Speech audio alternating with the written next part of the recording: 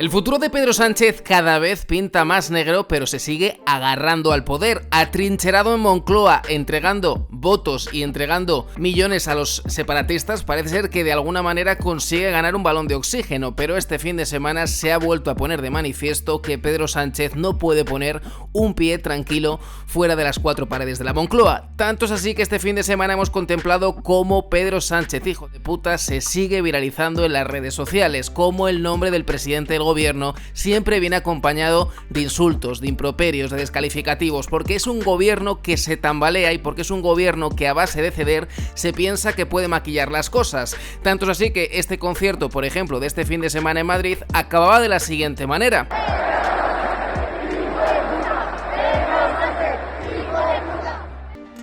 Pero mucho más llamativo es lo que iba a suceder este domingo con la selección española. Recordemos que la selección española no quiere ni ver en pintura a Pedro Sánchez. Prueba de ello es lo que sucedía el pasado verano con Dani Carvajal, uno de los capitanes de la selección. La historia ha vuelto a repetirse porque los valencianos lógicamente han aprovechado la llegada de la selección a Mestalla para acordarse mucho de nuestro presidente del gobierno, para decirle cosas muy bonitas y para decirle que tienen ganas de verle, porque recordemos que desde su ida de Paiporta, Pedro Sánchez, al contrario que por ejemplo su majestad Felipe VI, ha rehuido cualquier tipo de coincidencia.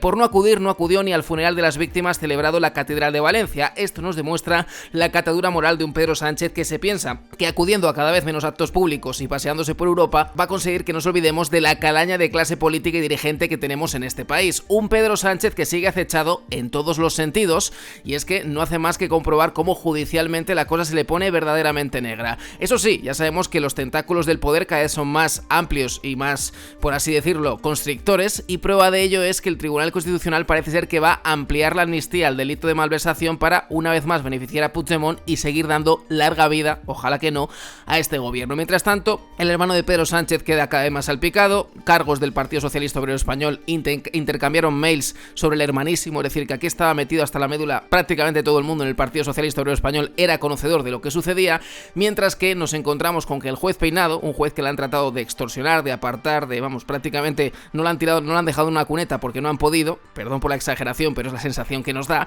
y precisamente el juez Peinado ha tenido en las últimas horas una ponencia en la que ha dejado dos grandes titulares. El primero ha sido que el silencio ante la barbarie no debe ser la norma suprema. Yo creo que es un mensaje, aunque no estaba relacionado o no estaba hablando en ese momento lógicamente del presidente del gobierno, creo que es un mensaje a la Moncloa. Y también ha lanzado un mensaje evidente a Begoña Gómez y a todos los que está investigando en el PSOE, y es que le quedan fuerzas para enfrentarse a situaciones difíciles. Recordemos que el juez Peinado está en una especie de situación excepcional. Tenía una prórroga, pero ya debería estar jubilado, y de hecho al socialismo le encantaría que se jubilase, pero no va a ser así, y el mensaje que lanza precisamente es ese: me queda cuerda para rato. Todo esto en un fin de semana, como digo, marcado una vez más por los insultos a Pedro Sánchez y por el descrédito que tiene el presidente del gobierno, pero marcado también por algunos mensajes que lanza el sanchismo. Recordemos que el Partido Socialista Obrero Español asaltaba en plena riada, en plena dana, la dirección de Radio Televisión Española, y hoy vemos las consecuencias de ello, como por ejemplo que lo que hicimos el pasado miércoles muchos, que es celebrar el San José, el Día del Padre, sea la última vez que lo hagamos, porque los voceros del sanchismo esparcen este tipo de mensajes a través de sus medios de comunicación, concretamente a través de la cadena pública. Este es el mensaje de la periodista Carlota Corredera, despedida por el feminismo exacerbado que llevaba en las cadenas privadas y recontratada años después en Televisión Española para decir sandeces como esta. Del padre ni el día de la persona especial, ¿no? Y no es algo que a mí como madre me hayan planteado, pero yo estoy muy contenta de que sea así. Estoy muy contenta de que sea así porque hay, efectivamente, en la clase de mi hija hay un niño que no tiene papá, que falleció hace varios años, mi padre falleció hace 30, ¿no? Pero yo creo que no pasa nada porque pensemos en las minorías. No pasa nada porque pensemos en esos niños y en esas niñas que a lo mejor no tienen padre porque ha fallecido o no tienen padre porque tienen dos madres. Entonces, ¿a quién molesta? ¿A quién molesta? ¿A quién hiere, ¿no? El que protejamos a esos niños y a esas niñas que no hace falta meterles el dedo en el ojo.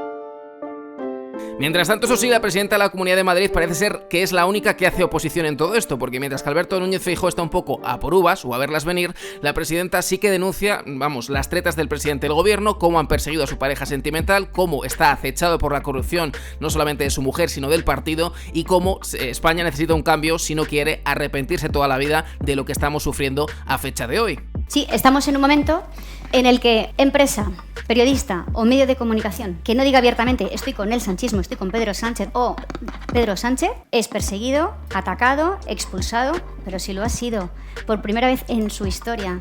el ejército, las Fuerzas Armadas del desfile del 2 de mayo.